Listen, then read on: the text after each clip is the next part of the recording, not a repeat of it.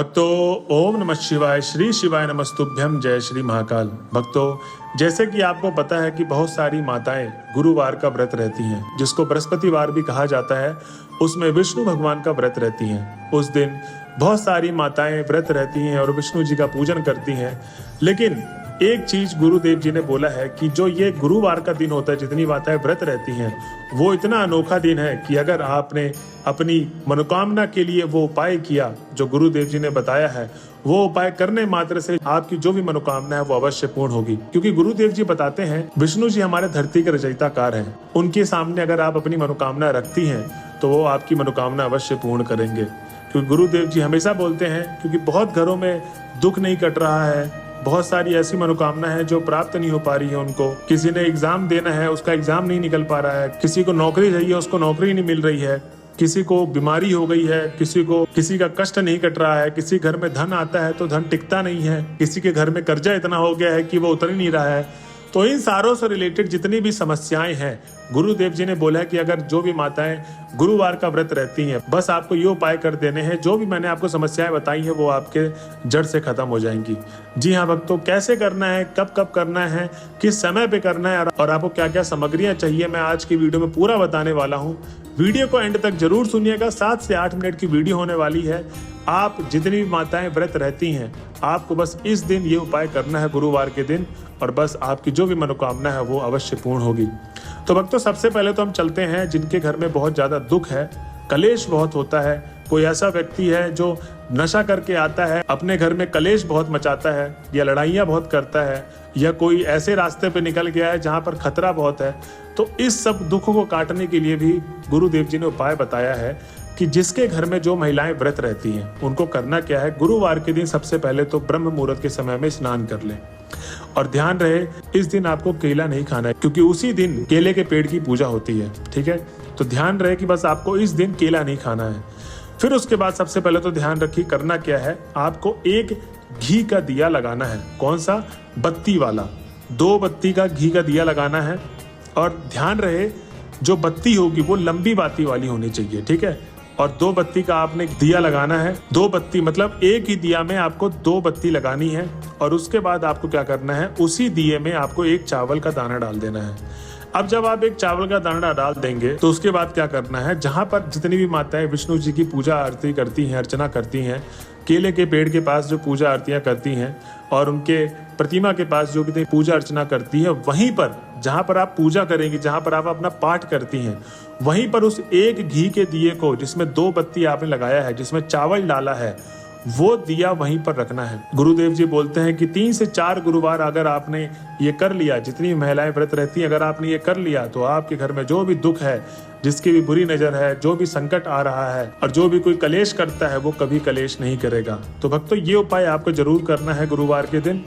और अब हम चलते हैं अपने अगले उपाय की तरफ। अब जो अगला उपाय है, धन प्राप्ति का उपाय है कि अगर हमारे घर में धन आता तो है, टिकता नहीं है, कर्जा बहुत बढ़ गया है और धन कुल मिला के टिक नहीं रहा है, तो उसमें गुरुदेव जी ने बोला है कि गुरुवार के दिन आपको एक बेल का फल लेना है। ठीक है, अब जब आप बेल का फल लेंगे तो या तो आप बाहर जाके, जहाँ पर आपकी गर्मी का समय आ गया है, बेल का फल, क्योंकि बेल का जूस बहुत मिलता है मार्केट में, तो आप वहीं दुकानदार से उसको बोलिए कि उसको तोड़कर उसके अंदर का जो गूदा है, मतलब जो गूजा रहता है, उसको निकलवा लीजिए फल के अंदर का।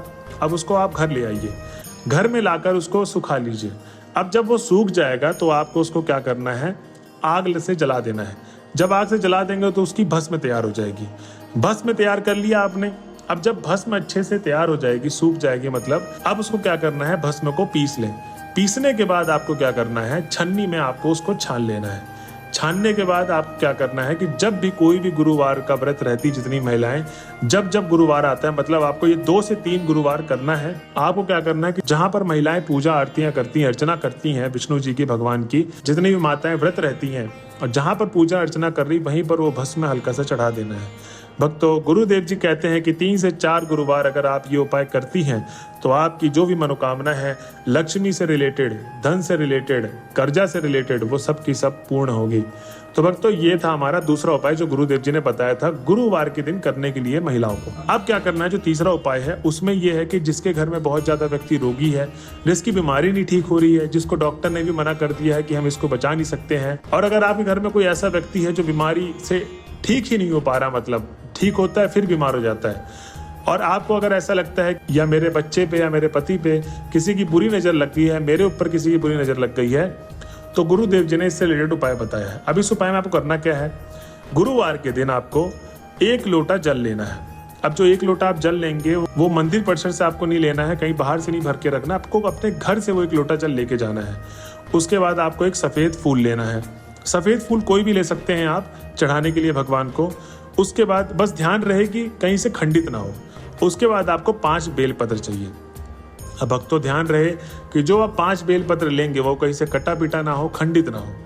अब उसके बाद आपको क्या करना है, सीधा महादेव के मंदिर पे चले जाना है। जी हाँ भक्तों, इस वाले उपाय में आपको महादेव के मंदिर पे जाना है गुरुवार के दिन।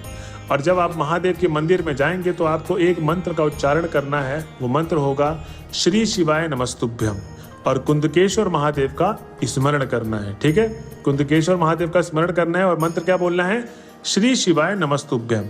अब उसके बाद जब आप शिवलिंग के पास पहुंच जाएंगे तो सबसे पहले तो आपको सफेद पुष्प जो आप लेकर गए हैं वो चढ़ाना है। आधा लोटा जल आपको समर्पित करना है। आपको पूरा लोटा जल नहीं डालना है, आधा लोटा जल समर्पित करना है। अब क्या करना है, जो 5 बेलपत्र लेके गए थे, जब आप शिवलिंग पर जो सबसे ऊपर वाली जगह होती है, स्थान होता है, वहां पर आपको 5 बेलपत्र रखना है फूल के ऊपर, सफेद फूल के ऊपर, और उसको स्मरण करके, मतलब उसको हटाना नहीं है वहां से हाथ, उसको छुए छुए आपको क्या बोलना है, अपना नाम और गोत्र और जो भी आपकी मनोकामना है, या जिस व्यक्ति के लिए आप मनोकामना मांग रहे हैं कि मेरे घर का ये व्यक्ति बहुत ज्यादा बीमार रहता है, डॉक्टर ने मना कर दिया है, कोई भी मनोकामना है बीमारी से रिलेटेड, आपको वो बोल देनी है गुरुदेव जी को।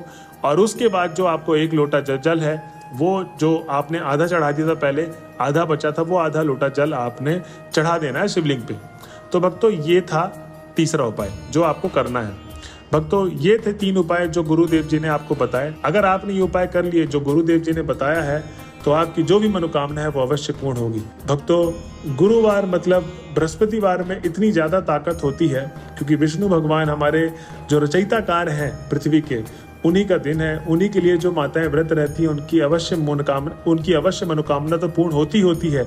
लेकिन अगर आप ये 3 उपाय और ऐड कर लेते हैं अपने जीवन काल में तो आपकी जो भी दुख तकलीफ है जो मैंने आपको बताया था वो अवश्य पूर्ण होगी और खत्म होगी। ठीक है, तो भक्तों ये थी वीडियो आज की। अगर वीडियो के लास्ट तक अगर आप पहुंच गए हैं तो श्री शिवाय नमस्तुभ्यम लिखना ना भूलें। मिलते हैं अगले वीडियो में, जब तक के लिए बने रहे हमारे चैनल पे। हर हर महादेव।